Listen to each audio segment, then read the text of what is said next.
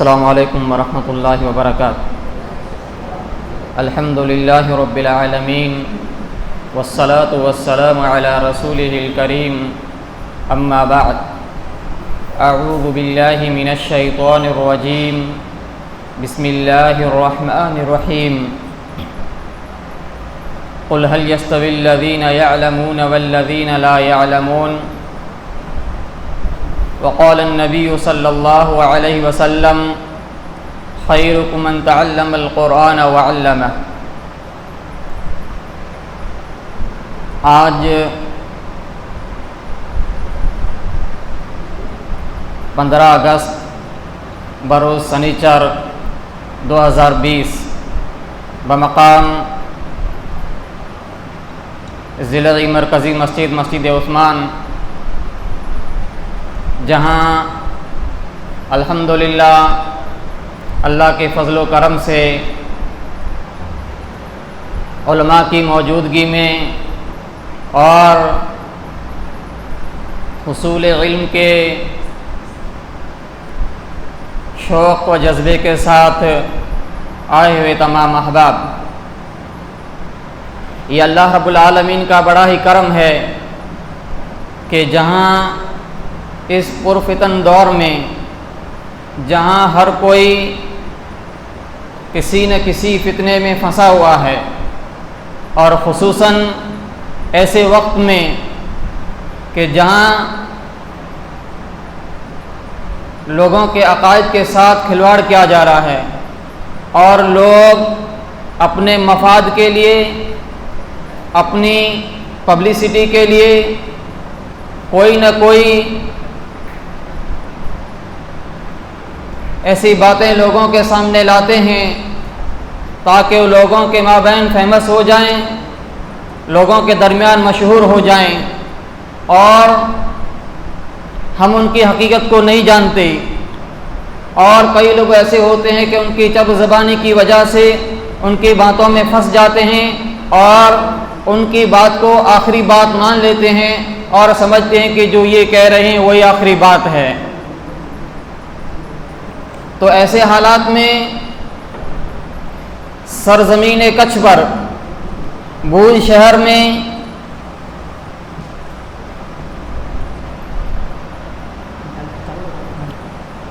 کن متعلماً، یعنی آپ طالب علم بنیں کا ایک کورس شروع کیا جا رہا ہے، اور یہ کورس ان احباب کے لیے ہے کہ جو بڑی عمر کے ہیں، اور اس میں چھوٹی عمر کے بھی حصہ لے سکتے ہیں، لیکن وہ احباب جو اپنے کاروبار میں مشغول ہیں، جو مدارس میں نہیں جا سکے، اب وہ احباب پڑھنے کا شوق رکھتے ہیں، تو کن فقیہن جو شیخ عبید الرحمن کے ایک پروگرام ہے، اسی کے طرز پر شیخ عبدالقیوم اظہری حفظ اللہ کی محنت سے بھوج شہر میں یہ پروگرام شروع ہو رہا ہے۔ تو ہم شیخ کے شکر گزار ہیں کہ شیخ نے اپنی کوششوں سے اور اس پروگرام کو کامیاب بنانے کے لیے، اس پروگرام کو چالو کرنے کے لیے لوگوں کو ابھارا۔ الحمدللہ لوگ اس میں تیار ہوئے، خصوصاً ماسٹر خالد صاحب ہیں اور منا بھائی ہیں، اور بھی شہری جمعیت کے جتنے ذمہ داران ہیں وہ بھی انہوں نے الحمدللہ شیخ کا پورا ساتھ دیا، اور جس کا آج ہم افتتاحی پروگرام رکھ رہے ہیں۔ تو یہ ایک ہمارے لیے خوشی کا موقع ہے کہ ہم علماء سے علم حاصل کریں، علماء سے جڑیں، اس لیے کہ علم حاصل کرو، علماء سے کرو، لیکن علماء میں بھی وہ ہوں کہ جو علم کے اندر گہرے علم والے ہوں اور وہ پکے علم والے ہوں۔ یہ نہیں کہ ہر کسی کو ہم نے سنا اور اسی سے علم حاصل کر لیا، اس لیے کہ جو لوگ کتابیں صرف پڑھ کر عالم ہوئے ہیں، جن کو علماء کی صحبت حاصل نہیں ہوئی، تو سمجھ لو کہ وہ ان کے اندر علم کی گہرائی نہیں ہے، بلکہ جو علماء کے ساتھ بیٹھے ہیں اور اس مسئلے میں کیا ہے، یہ نہیں کہ صرف ایک ہی بات کو پکڑ لیے پھر اسی کے مطابق فتویٰ دے دیے۔ امام مالک رحمہ اللہ کہ جس کو جنہیں وقت کے 70 علماء نے اجازت دی کہ اب آپ فتویٰ دے سکتے ہیں، تب جا کے انہوں نے فتویٰ دیا. یعنی ڈائریکٹ انہوں نے یہ نہیں کہ کتابیں پڑھ لی اور مسئلہ بیان کر دیا، نہیں، بلکہ علماء نے کہا کہ اب آپ کے اندر اتنا علم آ گیا ہے، آپ نے اتنا علم حاصل کر لیا کہ فتویٰ دے سکتے، تب جا کر انہوں نے فتویٰ دیا. اس لیے ہم 2-4 ویڈیو سن کر، 2-4 علماء کو سن کر یا صرف کتابیں پڑھ کر فتویٰ نہیں دے سکتے. کیونکہ امام احمد بن حنبل سے جب پوچھا گیا کہ کیا ایک آدمی کسی ایک عالم کو مضبوط پکڑ لے، فرمایا کہ نہیں، بلکہ اور سفر کرے، آگے جائے، اس لیے کہ ایک انسان ہے، اسے خطا ہو سکتی ہے. آخری بات کس کی؟ اللہ کے رسول کی. باقی ہر کسی کا منہج الگ ہو سکتا ہے، بات کہنے کا انداز الگ ہو سکتا ہے، اس لیے سمجھنے والا ہو سکتا ہے اس کو بات کو دوسری طریقے سے سمجھی. اس لیے ضروری ہے کہ ہم علماء کا رخ کریں. تو زیادہ وقت نہ لیتے ہوئے آج کے اس پروگرام میں، اس لیے کہ ہمیں یہ صرف 1 گھنٹے کا پروگرام ہی رکھنا ہے، تو سب سے پہلے علم کی فضیلت، اس موضوع پر ہمارے سامنے اپنی قیمتی باتیں رکھیں گے فضل الشیخ صدیق مدنی حفظہ اللہ. شیخ سے گزارش کرتے ہیں کہ اپنی بات سامعین کے سامنے رکھیں.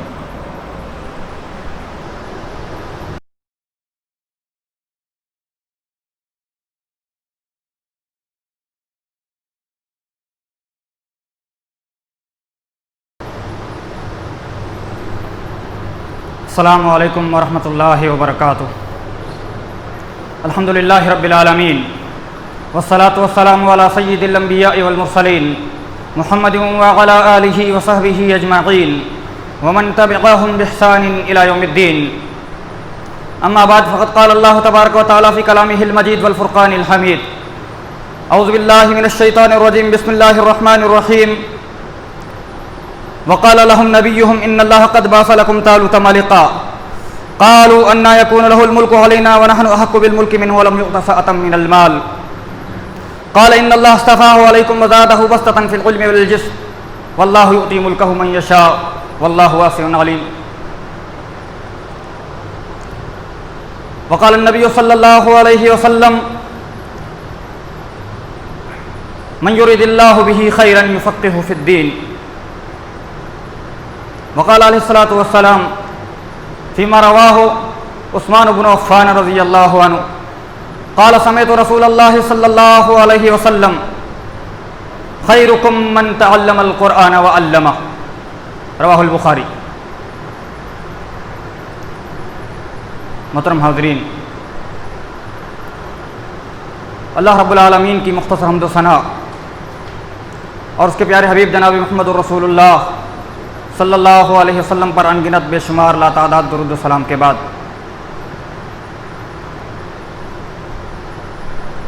علم کی فضیلت اور اہمیت ذمہ داران کی طرف سے اس موضوع پر کچھ بات کرنے کے لیے مختصر وقت میں عرض کیا گیا ہے.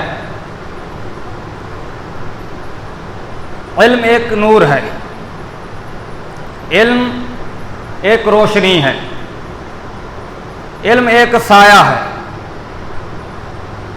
علم جب آتا ہے تو جہالت کے اندھیرے اور گمراہی کے اندھیرے چھٹ جاتے ہیں.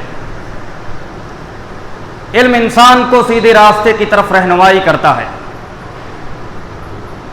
علم کے بغیر انسان کی زندگی ایسے ہی ہے جیسے کہ ایک نابینا شخص بغیر کسی رہبر اور رہنما کے راستے پر چل رہا ہو. نہ اس کو منزل کا پتہ ہوتا ہے اور نہ راستے کے خد و خال کا صحیح علم ہوتا ہے.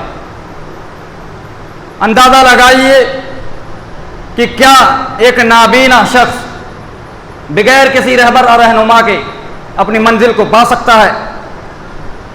تو یہی مقام علم کا ہے، یہی اہمیت علم کی ہے کہ علم کے بغیر انسان نہ تو اپنے رب کو پہچان سکتا ہے، نہ اس کے دل میں اپنے خالق حقیقی کا تعارف پیدا ہو سکتا ہے، اور نہ اس کو صحیح طریقے سے جان سکتا ہے، نہ اپنی عبادات کو صحیح طریقے سے اور صحیح ڈھنگ سے ادا کر سکتا ہے، نہ فتنوں سے محفوظ رہ سکتا ہے. اسی لیے پیارے نبی علیہ الصلوۃ والسلام نے فرمایا اور جہالت کے نقصانات اور علم کی اہمیت کو واضح کرتے ہوئے بتلایا کہ قیامت کی نشانیوں میں سے ہے، اور بہت ساری نشانیاں جہاں بتلائیں وہاں علم کے اٹھائے جانے کو بھی پیارے نبی علیہ الصلوۃ والسلام نے ذکر کیا، اور علم کے اٹھائے جانے کو مختلف اسلوب اور مختلف انداز سے پیارے نبی علیہ الصلوۃ والسلام نے بیان فرمایا۔ کہیں فرمایا یرفع العلم، علم کو اٹھا لیا جائے گا، کہیں پر اس بات کی طرف اشارہ کیا کہ قرآن رب کی طرف سے نازل ہوا ہے اور آخری زمانے میں رب کی طرف پلٹ کر کے جائے گا، یعنی انسانوں کے سینوں سے اور مصاحف سے اٹھا لیا جائے گا۔ تو کہیں پر پیارے نبی علیہ الصلوۃ والسلام نے ہماری یہ رہنمائی کی کہ قرب قیامت میں اللہ رب العالمین علم کو اٹھائے گا تو کس طرح اٹھائے گا کہ علماء کو موت دے دے گا، بڑے بڑے علماء، کبار علماء، علماء حق اور علماء ربانی کی وفات اور ان کا انتقال امت پر ایک پہاڑ بن کر کے، مصیبت کا پہاڑ بن کر کے گرے گا۔ اور موجودہ حالات میں اگر ہم نظر دوڑائیں 2-4 مہینوں کے اندر تو ہمیں خود احساس ہوگا کہ کتنے اجلا علماء اور کتنے کبار علماء کو ہم نے رخصت کر دیا، وہ اب ہمارے درمیان موجود نہ رہے۔ یہ قیامت کی نشانیوں میں سے کہ علم کو اٹھا لیا جائے گا، اللہ علماء کو موت دے دے گا، اور پھر اس کے بعد جاہل سربراہ بن جائیں گے اور وہ بغیر علم کے فتویٰ دیں گے، خود بھی گمراہ ہوں گے اور دوسروں کو گمراہ کریں گے۔ پتہ یہ چلا کہ علم کے بغیر کسی بات کو بیان کرنا اور لوگوں کے سامنے اس چیز کو رکھنا یہ گمراہی ہے، جہالت ہے۔ اسی لیے امام بخاری رحمہ اللہ نے جب اپنی مایہ ناز کتاب کی تصنیف کی اور جب علم کی اہمیت کو بیان کرنے کے لیے انہوں نے چیپٹر باندھا تو بیان کیا، ہیڈنگ لگائی، ٹائٹل لگایا، باب العلم قبل القول والعمل لقول اللہ تعالی فاعلم انہ لا الہ الا اللہ واستغفر لذنبک۔ اس آیت پر غور کریے اور امام بخاری رحمہ اللہ کے استدلال پر غور کریے کہ امام بخاری رحمہ اللہ کا استدلال کتنا ہی باریک اور رحم ہے، اور ایسی باریک باتیں اور قرآن کا استنباط اور ان کے مسائل کا فقہ اور سمجھ ایک عالم کو ہی ہو سکتی ہے، ان کی گہرائیوں تک جاہل تو دور کی بات ہے، ایک ادنا سا طالب علم اور ایک عام انسان بھی پہنچ نہیں سکتا ہے۔ امام بخاری رحمہ اللہ کا فقہ اور ان کی جان اور ان کی سمجھ دیکھیے، اور یہ اللہ کا کرم ہے اور یہ اللہ کا احسان ہے۔ اللہ جس کے ساتھ بھلائی کا ارادہ کرتا ہے اس کو دین کی سمجھ عطا کر دیتا ہے۔ پیارے نبی علیہ الصلوۃ والسلام نے فرمایا من یرد اللہ بہ خیرا یفقہہ فی الدین، اللہ جس کے ساتھ بھلائی کا اور خیر کا ارادہ کرتا ہے اس کو حکومت نہیں دیتا ہے، اس کو عہدے اور پیسے نہیں دیتا ہے، دنیا کے اندر مقام و مرتبہ نہیں، بلکہ اللہ رب العالمین اس کو اپنے دین کی سمجھ عطا کرتا ہے، اپنے پیارے نبی علیہ الصلوۃ والسلام کی دین کی اور اسلام کی سمجھ عطا کر دیتا ہے۔ اللہ جس کے ساتھ بھلائی کا ارادہ کرے اس کو دین کی سمجھ دے دے، اور اسی بات کو رب العالمین نے بھی اپنے پاک کلام میں بیان فرمایا یؤتی الحکمت من یشاء، اللہ جس کو چاہتا ہے اس کو حکمت عطا کر دیتا ہے، ومن یؤت الحکمت فقد اوتی خیرا کثیرا، کہ جس کو حکمت عطا کر دی گئی، اور حکمت سے مراد کیا ہے؟ شریعت کا علم ہے، قرآن اور حدیث کا علم ہے، اور یہ جس کو دے دیا گیا اس کو بہت زیادہ خیر کثیر سے نوازا گیا، اس کو بہت زیادہ بھلائیاں دے دی گئی، اس کو خیر کثیر سے نوازا گیا۔ یہ اللہ رب العالمین نے بیان فرمایا، اور پیارے نبی علیہ الصلوۃ والسلام کو اللہ رب العالمین نے جو دعا سکھلائی وہ علم کے اندر زیادتی کی دعا سکھلائی، اور پیارے نبی علیہ الصلوۃ والسلام کی بعثت کا مقصد ہی اللہ رب العالمین نے تعلیم قرار دیا۔ قرآن کو پڑھیے اور اس پر غور و فکر اور تدبر کیجیے، کیونکہ قرآن کو پڑھنا بھی ثواب کا کام ہے اور اس پر تدبر کرنا بھی ثواب کا کام ہے، اور قرآن کو پڑھنے اور پڑھانے کی جتنی فضیلت ہے اتنی کسی عمل کی فضیلت نہیں ہے۔ پیارے نبی علیہ الصلوۃ والسلام نے بیان فرمایا خیرکم من تعلم القرآن وعلمہ، حضرت عثمان غنی رضی اللہ تعالیٰ عنہ اس حدیث کے راوی ہیں اور صحیح بخاری کی روایت ہے کہ اس کائنات کے اندر اس روئے زمین پر سب سے افضل، سب سے بہتر اور سب سے بیسٹ انسان وہ ہے جو خود قرآن کی تعلیم کو سیکھتا ہے اور سکھاتا ہے۔ پیارے نبی علیہ الصلوۃ والسلام کی بعثت کا یہ مقصد یہی تھا، لقد من اللہ علی المؤمنین اذ بعث فیہم رسولا من انفسهم يتلو عليهم آياته ويزكيهم ويعلمهم الكتاب والحکمہ وإن كانوا من قبل لفی ضلال مبین۔ اللہ رب العالمین نے مومنوں پر احسان کیا۔ اللہ کے احسانات تو بہت سارے ہیں ہم انسانوں پر، بے شمار نعمتیں ہیں رب العالمین کی، لیکن اللہ رب العالمین نے بھی کسی بھی نعمت کو بطور احسان ہم پر نہیں جتلایا۔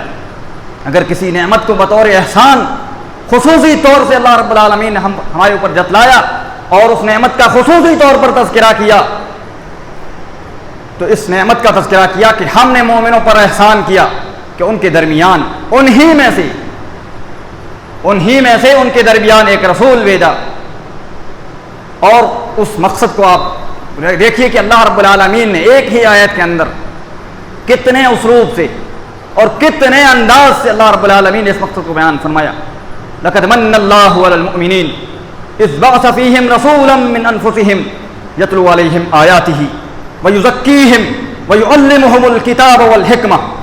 اللہ رب العالمین نے ایک ہی آیت کے اندر تین اسلوب کے ذریعے سے دینی تعلیم کو، قرآن کی تعلیم کو، اسلامی تعلیم کی اہمیت کو واضح کیا اور تربیت کی طرف دھیان دلایا کہ پیارے نبی علیہ الصلوۃ والسلام کی اس کائنات میں بعثت کا مقصد ہی یہی ہے کہ لوگوں کو قرآن کی آیتیں پڑھ کر کے سنائیں، قرآن کی آیتیں پڑھ کر کے سنائیں، کتاب و حکمت کی تعلیم دیں ان کو، ان کے نفس کا تزکیہ کریں۔ اور تزکیہ اور تربیت بغیر علم کے ادھوری ہے۔ تربیت انسان اسی وقت کر سکتا ہے جب انسان کے اندر علم ہو، بلکہ اس سے پہلے جب ہم دیکھیں کہ پیارے نبی علیہ الصلوۃ والسلام کے اوپر جب پہلی وحی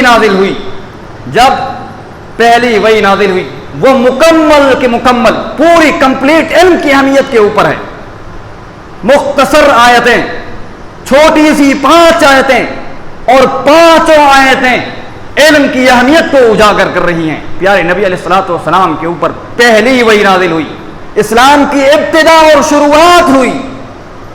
اللہ رب العالمین نے اپنے دین کو جب کائنات کے لوگوں کو عطا کیا آخری نبی کے ذریعے سے، تو اس کی شروعات اور ابتدا دین کی تعلیم کے ذریعے سے کی، بلکہ اس کی پہلی آیت کا پہلا لفظ، پہلا ورد اور پہلا حرف، بلکہ یوں کہیے کہ اسلام کا پہلا حکم، شریعت کا پہلا حکم علم کی اہمیت کے اوپر ہے، علم کو حاصل کرنے کے اوپر ہے۔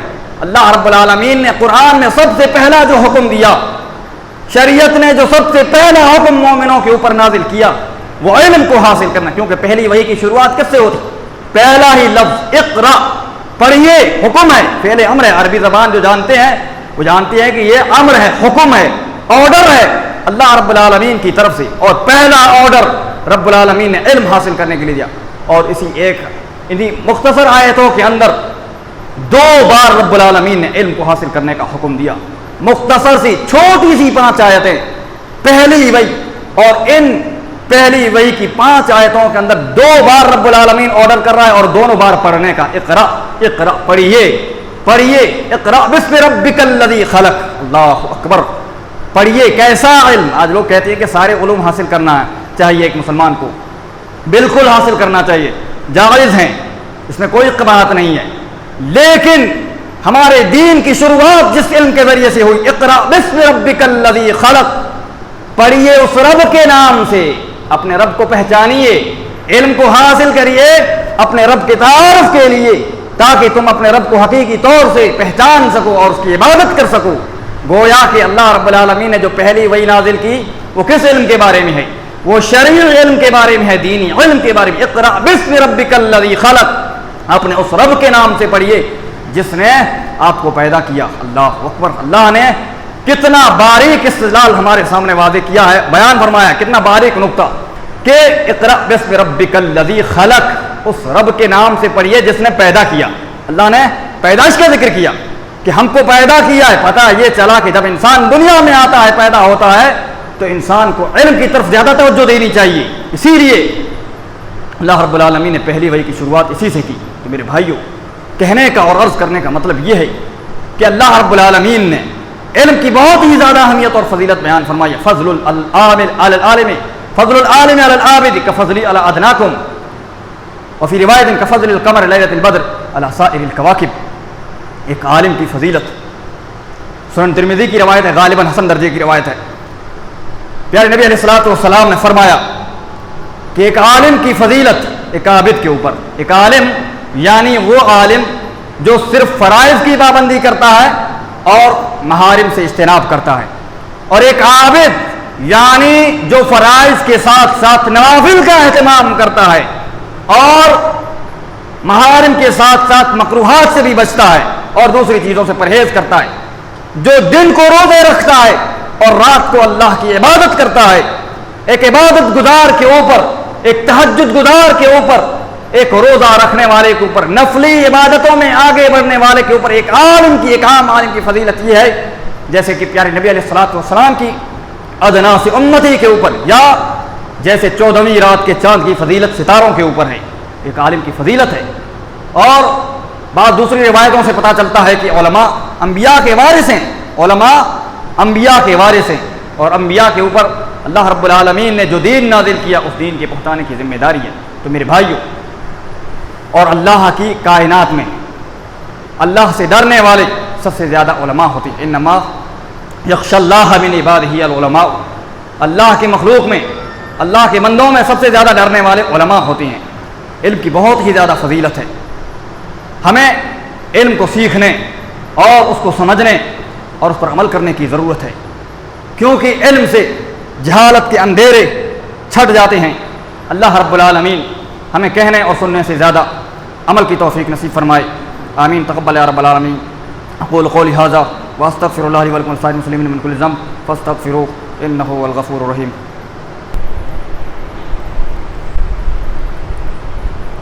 یہ تھے فضیلت الشیخ صدیق مدنی حفظہ اللہ. اب ہم علم کیوں حاصل کریں؟ ویسے تو ہم ہر مسجد میں دروس بھی سنتے ہیں، جمعہ میں خطبہ بھی سنتے ہیں، علماء کرام کو بھی سنتے ہیں اور نیٹ کے ذریعے سے بھی علم حاصل کرتے ہیں. لیکن پھر علماء کے ذریعے سے علم حاصل کیوں کریں؟ اس کا بڑا مقصد کیا ہے؟ اس لیے کہ علم کے اصولوں کو پہچاننا ہے. علم کے اصول کیا ہیں؟ اور جب ہم علم کے اصولوں کو جان لیں گے پھر کیا ہے کہ علم کا حاصل کرنا آسان ہو جائے گا، اور کس اصول پر کون سی بات اتر رہی ہے وہ ہمارے لیے جاننا آسان ہو جائے گا. تو ہم جن علماء سے علم حاصل کریں گے، خصوصاً ہمارے درمیان جو علماء بیٹھے ہوئے ہیں، وہ الحمدللہ صرف ہندوستان کے مدارس سے نہیں بلکہ ہندوستان سے باہر مدارس میں تعلیم حاصل کر چکے ہیں یا تعلیم حاصل کر رہے ہیں. تو ان کا ان مدارس میں داخلہ ہونا کوئی عام بات نہیں ہے. تو ہم ان سے پورا فائدہ حاصل کریں گے، ان سے پورا علم حاصل کریں گے. تو اب بنیادی علم کی ضرورت کیوں ہے، کیسے ہے، اس کے متعلق ہمارے سامنے اپنی باتیں رکھیں گے فضیلت الشیخ شاہد مدنی حفظہ اللہ.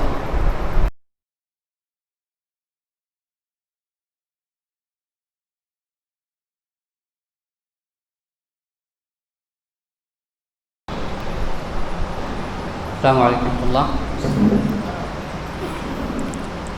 الحمدللہ والصلاۃ والسلام علی رسول اللہ. اما بعد.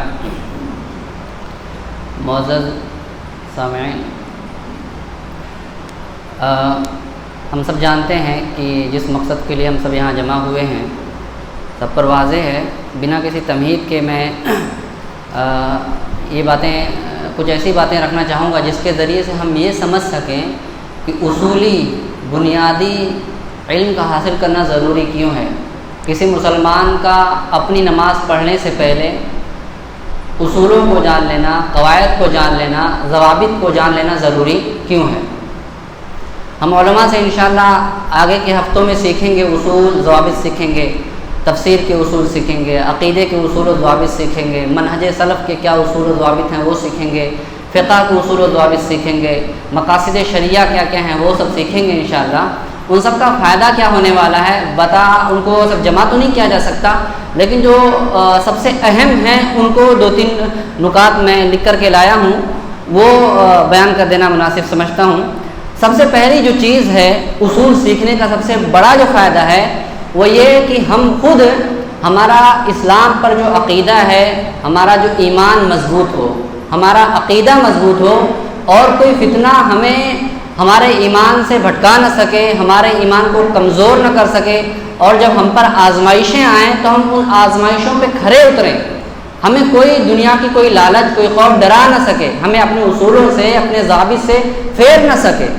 آپ دیکھیں، آپ اس دنیا کے اندر لوگ بڑے متقی پرہیزگار ہیں، لیکن مصیبت آ گئی، پریشانی آ گئی، سب غائب ہو جاتا ہے، ہل جاتا ہے انسان۔ ایسے ایسے فتنے ہیں اس زمانے کے اندر کہ اچھوں کے قدم اکھڑ جاتے ہیں، لیکن اگر اس کی زندگی میں اصول ہیں، ضابطے ہیں، وہ تاصیل شرعی جس کو کہتے ہیں، یعنی اس نے علم وہیں سے حاصل کیا، اس کے سورس سے حاصل کیا ہے، اور جن ذرائع سے حاصل کرنا چاہیے انہی ذرائع سے حاصل کیا ہے، تو وہ کبھی بھی اپنے ایمان سے ہٹ نہیں سکتا ہے۔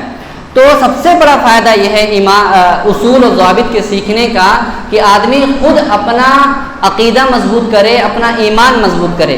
شیخ ابن عثیمین رحمہ اللہ فرماتے ہیں کہ ایک شخص وہ ہے جو اپنی ذات پر توجہ دیتا ہے، ایک وہ شخص ہے جو اپنی ذات پر توجہ دیتا ہے اور اپنے آپ کو سدھارنے کی کوشش کرتا ہے، اور ایک وہ شخص ہے جو امت کی خبریں پڑھتا ہے، ارے مسلمانوں کے ساتھ دیکھو کیا ہو رہا ہے، ارے یہاں مسلمانوں کے ساتھ کیا ہو رہا ہے، وہ شام میں کیا ہو رہا ہے، بابری مسجد کے ساتھ کیا ہو رہا ہے، یہاں کیا ہو رہا ہے، وہاں صرف رونا روتا ہے، وہ امت کے احوال کو بڑے ڈیٹیل سے پڑھتا ہے۔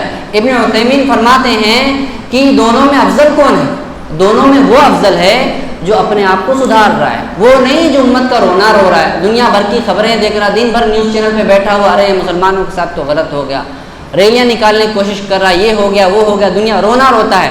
ابن عثیمین فرماتے ہیں کہ پہلا شخص اچھا ہے اور دوسرا شخص برا تو نہیں، کبھی کبھار برا بھی ہو سکتا ہے، امت کے لیے خطرہ بھی ہو سکتا ہے۔ کیسے خطرہ ہو سکتا ہے؟ لِأَنَّ الْأَوَّلَ يَفْعَلُ وَالثَّانِي يَنْفَعِلُ، کہ پہلا شخص کام کرتا ہے، اپنے آپ کو سدھار رہا ہے، سدھرے گا تو عمل کرے گا، دین کی طرف آئے گا، اس کے اوپر جو واجبات ہیں اس کو سیکھے گا، لیکن دوسرا کا ينفعل صرف جذباتی ہوتا ہے، ایموشنل ہوتا ہے، اب اس کو سوچ نہیں رہا کیا کیا جائے، اب اس نے کوئی غلط قدم اٹھا لیا، ایسا قدم اٹھا لیا جس کی وجہ سے امت کی بدنامی ہوئی، ایسا قدم اٹھا لیا جس کے اندر شریعت کی بدنامی ہوئی، دین کی بدنامی ہوئی۔ اب جیسے شام کے اندر جو ہوا، عراق کے اندر جو ہوا، مصر کے اندر جو ہو رہا ہے، یہ سب کیا ہے؟ یہ جو انقلابات رونما ہوئے کیوں ہوئے؟ اصول نہ ہونے کی بنا پہ۔ تو آپ دیکھیں، اصول نہ ہونے کی بنا پہ حکومتیں پلٹ سکتی ہیں، اصول نہ ہو حکومتیں بدل سکتی ہیں۔ آپ کی اچھی جو آپ کھا پی رہے تھے، آج شامیوں کی حالت کو دیکھو، انہی لوگوں کو جو کہہ رہے تھے کہ نہیں یہ ہمارے حکمراں کافر ہیں، ان کے خلاف نکلو، اٹھو، ان کو مارو، ان کی حکومتوں کو پلٹ دو، پلٹنے کے لیے نکلے۔ آج ان کی یہ حالت ہے کہ گھر رہنے کے لیے گھر نہیں ہے، آسمان کے نیچے ہیں، کھانا ہوائی جہاز سے پھینکتے ہیں تب کھانا ملتا ہے، ورنہ وہ بھی نہیں ملتا ہے۔ کیوں؟ اصول نہیں تھے زندگی کے اندر۔ آج وہ پچھتا رہے ہیں کہ وہ ظالم حکمران اچھے تھے، وہ ظالم جو بادشاہ تھے اچھے تھے، کم سے کم اپنے گھروں میں سیف تو تھے، کھانے تو مل رہے تھے 2 وقت کے، آج کھانے میں اثر نہیں ہے۔ تو کیوں یہ دن کیوں دیکھنے پڑے؟ ہماری زندگی کے اندر اصول اور ضابطے نہ ہونے کی بنا پہ۔ تو سب سے بڑا فائدہ یہ ہوتا ہے کہ ہمارا ایمان مضبوط ہوتا ہے، ہمارا ایمان مضبوط ہوتا ہے، ہمیں جینے کا سلیقہ آتا ہے کہ مشکلات میں ہمیشہ ہم ٹاپ پہ نہیں رہ سکتے، زندگی ہمیشہ ٹاپ لیول پہ نہیں گزرتی ہے، اتار چڑھاؤ آتا ہے۔ ان اتار چڑھاؤ کے اندر آپ سلیقے سے کس طرح سے نکل جائیں یہ زیادہ اہم ہے۔ آپ بہادری سے اپنے ایمان کو بچاتے ہوئے اپنے دین کی سلامتی کے ساتھ کیسے نکل جائیں یہ اہم ہے، اور یہی اصول و ضوابط سے ہمیں سیکھنے کو ملتا ہے۔ دوسرا فائدہ جو ہے ہم کو وہ ہے، آج فتنوں کے دور میں تشکیک پھیلائی جا رہی ہے، شبہات پھیلائے جا رہے ہیں، تو ان تشکیک کا جواب کیسے دیا جائے گا؟ تاصیل سے دیا جائے گا۔ ہم جو علم حاصل کرنے والے ہیں، یہ جو کورس شروع کیا جاتا ہے اس کو عربی میں التاصیل الشرعی بھی کہا جا سکتا ہے، یعنی دین کی بنیادوں اور جڑوں کو سمجھنا، دین جس پہ قائم ہے، التاصیل الشرعی، دین کی بنیادوں اور جڑوں کو سمجھنا، یہی چیز ہے۔ اب شک پھیلائے جا رہے ہیں، فتنے پھیلائے جا رہے ہیں، طلاق کا مسئلہ ہے، عورتوں کی مساوات کا مسئلہ ہے، جہاد کا مسئلہ ہے، اور ایک شک تو ایسے شکوک و شبہات ہیں کہ ہم خود ہمارے جو اہل حدیث بھائی ہیں وہ بھی شبہات کا شکار ہیں. ابھی بقرعید گزری, بہت سارے بھائیوں نے یہاں پہ علماء جو بیٹھے ہیں وہ سب بھی جانتے ہیں. خود آپ سے کتنے سارے لوگوں نے پوچھا ہوگا کہ مولانا صاحب قربانی نہ کریں تو چلے گا کیا, کسی غریب کو دے دیں. ایسی بات آدمی کرے کیوں؟ پتہ ہے, اصول نہ ہونے کے بنا پہ. وہ پوچھ رہا ہے کہ مولانا جیسا کہ جانتے ہیں ہم سب قربانی کا زمانہ ہے, سرکار کی بھی مار پڑ رہی, کورونا کا زمانہ ہے, اب لوگوں کا دھندا چوپٹ ہو چکا ہے, ہم ایسا کرتے ہیں قربانی نہ کریں, 10,000 کے بجائے 20,000 کسی غریب کو دے دیتے ہیں, تو کیا مطلب ثواب ملے گا؟ غلط ہے یا صحیح ہے؟ تو اب یہ اصول نہ ہونے, یہ شک ڈال دیا گیا. آپ کو اتنے بڑا فریضہ ابراہیم علیہ الصلوۃ والتسلیم کی اتنی بڑی سنت سے آپ کو کتنا بڑا پیارا دھوکہ دیا گیا, کتنا میٹھا دھوکہ دے دیا گیا غریب کی مدد کے نام پر. آپ حج کرنے نہ جائیں, ارے 3 لاکھ خرچہ کرو گے, کسی غریب کو پڑھا دو, ڈاکٹر بن جائے, انجینئر بن جائے, کائے کو حج پہ جاتے ہو؟ اپنے گھر والوں کی فکر کرو. اپنے سماج میں دیکھا ہے غریب کو کھانا میسر, آپ حج کرنے جا رہے ہو یار. اس طرح کی باتیں, ایسی باتیں کیوں کرتا ہے؟ ایسی باتیں اس لیے آدمی کرتا ہے کیونکہ اس کے پاس اصول نہیں ہے. کیونکہ دین کا اصول ہے العبادات توقیفیہ, عبادات جتنی بھی ہیں توقیفی, اس کے اندر عقل نہیں لگائی جا سکتی. اللہ نے کہا ہے حج کرنے کو, فرض ہے تو جائیں گے حج پر. قربانی کرنے کہا تو قربانی کریں گے ہم. اب الگ الگ چیز ہیں, دو عبادتوں کو خلط ملط نہیں کر سکتے. غریب کا مدد کرنا ایک مستقل عبادت ہے, حج کرنا ایک الگ عبادت ہے, قربانی کرنا ایک الگ عبادت ہے. تو ہم غریب کی بھی مدد کریں گے, قربانی بھی کریں گے, حج بھی کریں گے. ایسا نہیں کہ اس کو چھوڑ دیں, اس کو کر لیں, اس کو چھوڑ دیں, اس کو کریں. یہ وہ معاملہ نہیں ہے, یہ حکومتیں نہیں کہ کمپرومائز کر لو, اس کو لے کر کے ادھر ادھر شامل ہو جاؤ. یہ دین ہے. تو العبادات توقیفیہ, جتنی عبادتیں ہیں ہر ایک عبادت کو بجا لانا ہے.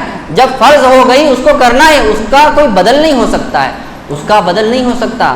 آپ قربانی 10,000 کی کر رہے ہیں, مثال اصول سیکھنے کا فائدہ یہ ہے, آپ قربانی 10,000 کی کر رہے ہیں. اب آپ سوچیں کہ نہیں میں قربانی نہیں کروں گا لیکن 1 لاکھ کسی غریب کو دے دوں گا, تو آپ ثواب تو چھوڑو, گنہگار ہو جائیں گے آپ, گرچہ 1 لاکھ روپیہ دے رہے ہیں. تو یہ اصول نہ ہونے کی بنا پہ آدمی اتنی خطرناک غلطیاں. حج ارکان اسلام میں سے ہے اور آدمی کہتا ہے کہ میں حج کرنے نہیں جاؤں گا, 3 لاکھ کسی غریب کو دے دوں گا. تو ارکان اسلام کا ہی ایک حساب سے وہ کم سے کم ممکن نہیں ہو رہا ہے, لیکن اس پہ عمل نہیں کر رہا ہے.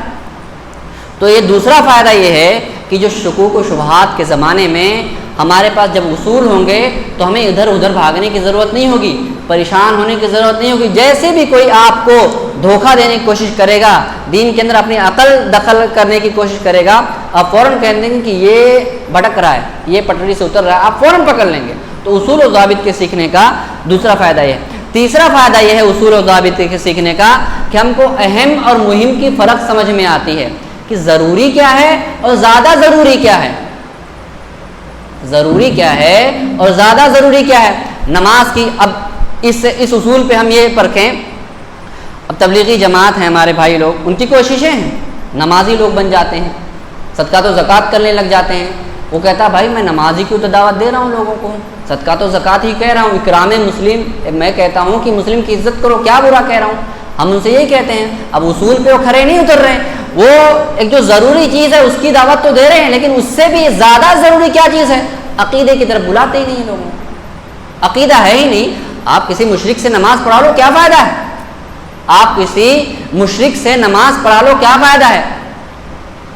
سلف کا قول ہے, مجھے نام نہیں یاد آ رہا, کہہ رہا ہے کہ شیطان اپنے ہرکاروں کو بلاتا ہے اور کہتا ہے کہ بندہ جو نمازیں پڑھ رہا ہے, عبادتیں کر رہا ہے, اگر وہ بندہ مشرک ہوتا ہے, بدعتی ہوتا ہے, اب وہ بدعتی جو ہے, مشرک بندہ جو ہے, وہ صدقات و خیرات کر رہا ہے, جہاد کر رہا ہے اور حج کر رہا ہے, تو شیطان کہتا ہے اس کو چھوڑ دو, یہ جو محنتیں کر رہا ہے اس کی ایک بھی محنت کام والی نہیں ہے, کیونکہ اس کا عقیدہ ہی صحیح نہیں ہے. شیطان بولتا ہے چھوڑ دو اس کو, اس کے پیچھے ہی مت پڑو, وہ تمہاری جو تم کو کام کرنا تھا وہ خود اپنا کر رہا ہے. ہمارا مقصد کیا ہے کہ انسان تھک تھک کے مر جائے, لیکن اس کو کامیاب نہ ہو آخرت کے اندر. وہ خود وہ کام کر رہا ہے, اس کا عقیدہ صحیح نہیں ہے, اس کے عمل بدعتی ہیں, وہ تھکنے دو اس کو, اس کے پیچھے پڑو ہی مت, اس کے پیچھے پڑو ہی مت. تو اہم اور مہم کا فرق سمجھ میں آتا ہے, ضروری کیا ہے, زیادہ ضروری کیا ہے. جیسے ہمارے مسلمان خود, ہماری جماعت کے لوگ جو ہیں تراویح کی رکعتوں کے بارے میں جھگڑا کرتے ہیں. آپ تراویح کا مسئلہ اچھے سے سمجھو, ضروری ہے, سمجھنا چاہیے. تراویح کے مسئلے اچھے سمجھو, آمین بالجہر کا معاملہ اچھے سمجھو, لیکن اس سے پہلے آپ یہ سمجھ لیں کہ عقیدہ تو سمجھ لیں. ہمارے آج مخالفین جو ہیں انڈیا کے اندر, زیادہ تر حنفی مسلک کو ماننے والے ہیں. آپ حنفی مسلک کو جتنے علماء ہیں وہ شاید جانتے ہوں گے کہ عقیدے کے اندر وہ کس کی پیروی کرتے ہیں. حنفی جو ہوتا ہے عمومی طور پر حنفی جو ہیں انڈیا کے ماتوریدی ہوتے ہیں، لیکن ان کو عوام جو ہے کہ کوئی بھی عوام یہ نہیں جانتی ہے کہ ہم امام ابو حنیفہ کسی فقہ کے اندر اتباع کرتے ہیں یا پیروی کرتے ہیں یا تقلید کرتے ہیں. آپ اصول جاننے کا فائدہ کیا ہوگا؟ آپ امام ابو حنیفہ رحمہ اللہ کی جو زندگی ہے ان کے عقائد کو ان کے سامنے پیش کر دیجئے، وہ خود بخود آپ کے عقیدے والا ہو جائے گا، کیونکہ امام ابو حنیفہ کا وہی عقیدہ ہے جو ہمارا عقیدہ ہے. امام ابو حنیفہ کا وہی عقیدہ ہے جو امام مالک کا عقیدہ تھا. امام ابو حنیفہ کا وہی عقیدہ ہے جو امام احمد بن حنبل کا عقیدہ تھا، اکا دکا مسئلوں کو چھوڑ کر کے. تو اصول کو جو ہم سمجھ لیں گے تو اس کا فائدہ یہ ہوگا کہ زیادہ ضروری کیا ہے اس کو ہم سمجھیں گے. ایک ضروری ہے، دوسرا زیادہ ضروری ہے، یہ ہم کو سمجھ میں آئے گا. ہاں ایک مثال، یہ عالی شان مسجدیں ہیں مثال کے طور پر جس کو کام کر پڑتی ہے، جس کو سمجھ میں آیا کہ ہاں دین کا کام کرنا چاہیے، فوراً سے چندے جمع کرتا ہے، مسجد بنا دیتا ہے. نہیں ہے، فوراً سے چندے کرتا ہے، آفس بنا دیتا ہے اور چلو دعوت کا کام کرتے، کچھ کام نہیں ہوتا. ہم یہ کہتے ہیں کہ ہاں مسجد بنانا چاہیے، اللہ کے گھر ہیں، آباد کرنا چاہیے، لیکن زیادہ اہم کیا چیز ہے؟ مسجدوں کا شاندار ہونا زیادہ ضروری ہے یا مسجدوں کا آباد ہونا زیادہ ضروری ہے؟ آپ دیکھیں کچھ کے اندر آپ جائیں، کسی بھی مسجد کے اندر چلے جائیں، ایسا لگتا نہیں کہ یہ کچھ یا بھوج کی مسجدیں ہیں، لیکن مسجدوں کی حالت کیا ہے؟ غیر آباد ہے، عالم نہیں ہے. تو زیادہ عالم رکھنا ضروری ہے یا اے سی اور پنکھوں کا ہونا زیادہ ضروری ہے؟ ہم نے اگر اصول سمجھا ہوتا، قواعد و ضوابط کو سمجھا ہوتا تو ہم سمجھ جاتے کہ ہاں مسجد گرچہ شاندار ہوں لیکن مسجد کو چلانے والے اس کی جان تو ہونی چاہیے. خالی مسجدیں تو بے جان مردے کی طرح ہیں، اس کے اندر عالم نہیں، بے جان لاش کی طرح ہے. عالم مسجد کی جان ہے. مسجدیں خالی پڑی ہیں، بچوں کی تعلیم نہیں ہو رہی، 40 لاکھ کی مسجد بنی ہے، 50 لاکھ کی مسجد بنی ہے. یہ کیوں غلطی ہم سے ہوئی ہے؟ اس بنا پہ غلطی ہوئی کیونکہ ہمارے یہاں اہم، ضروری اور زیادہ ضروری میں ہم نے فرق نہیں سمجھا. تو یہ اصول اور ضوابط کو ہم جب سیکھ جاتے ہیں تو ہم کو سمجھ میں آتا ہے کہ ضروری کیا ہے، زیادہ ضروری کیا ہے. اسی طرح سے ابن عبد البر رحمہ اللہ فرماتے ہیں کہ من جہل الاصل لم یصب الفرع ابدا، کہ جو اصل نہ جانے، جو اصول و ضابطے نہ جانے، وہ فرع مسئلے مسائل سمجھ ہی نہیں سکتا ہے. وہ چاہے علامہ ہو، بحث و مباحثہ کرے اور جیت جائے، تراویح کے مسئلے میں جیت جائے، آمین بالجہر کے معاملے میں جیت جائے، اوپر نیچے ہاتھ باندھنے کے معاملے میں جیت جائے، وہ کتنا ہی بڑا ترم خان کیوں نہ ہو جائے، اصل یہ جان کر کے رکھ لو، ایسا شخص عالم نہیں ہو سکتا. ایسا شخص اصل جان ہی نہیں سکتا، وہ پٹری سے بھٹکا ہوا انسان ہے. جو اصل جس کے پاس نہ ہو، اصول و ضابطے نہ ہو، تو یہ سب فوائد ہیں اور بے شمار فائدے ہیں.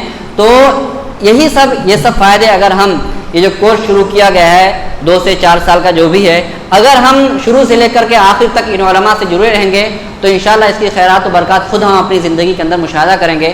رب کریم سے دعا کرتے ہیں کہ رب کریم ہمیں کہنے سننے زیادہ عمل کی توفیق بخشے.